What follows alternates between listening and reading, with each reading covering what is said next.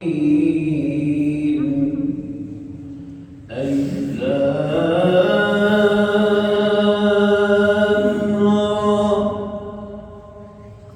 آيات الكتاب المبين إنا أنزلناه قرآنا عربيا لعلكم تعقلون نحن نقص عليك أحسن القصص بما أوحينا إليك هذا القرآن وإن كنت من قبله لمن الغافلين إذ قال يوسف لأبيه يا أبت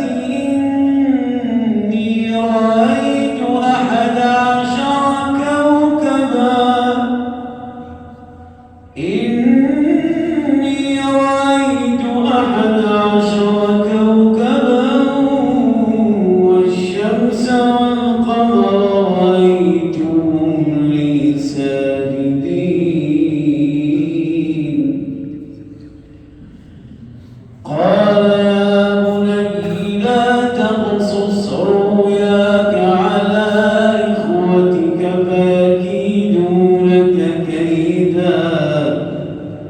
إن الشيطان للإنسان عدو مبين وكذلك يجتبيك ربك ويعلمك من تأويل الأحاديث ويتم نعمته عليك وعلى آل يعقوب كما أتمها على أبويك من قبل ويتم نعمته عليك وعلى آل يعقوب كما أتمها على أبويك من قبل إبراهيم وإسحاق إن ربك عليم حكيم لقد كان في يوسف وإخوته آيات للسائلين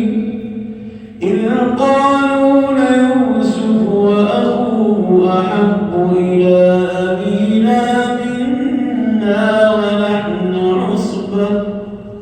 إن أبانا لفي ضلال مبين اقتلوا يوسف أو اطرحوه أرضا يخل لكم وجه أبيكم اقتلوا يوسف أو اطرحوه أرضا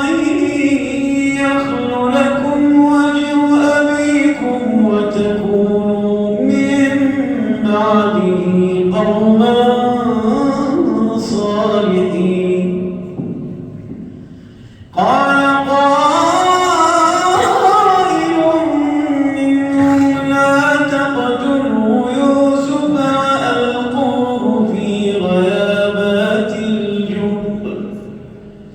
لا تقتلوا يوسف وألقوه في غيابات الجب يلتقطه بعض السيارة إن كنتم فاعلين قالوا يا أبانا ما لك لا تامنا على يوسف وإنا له لناصحون أرسله معنا غدا يرتع ويلعب وإنا له لحافظون قال إني ليحزنني أن تذهبوا به وأخاف أن يأكله الذئب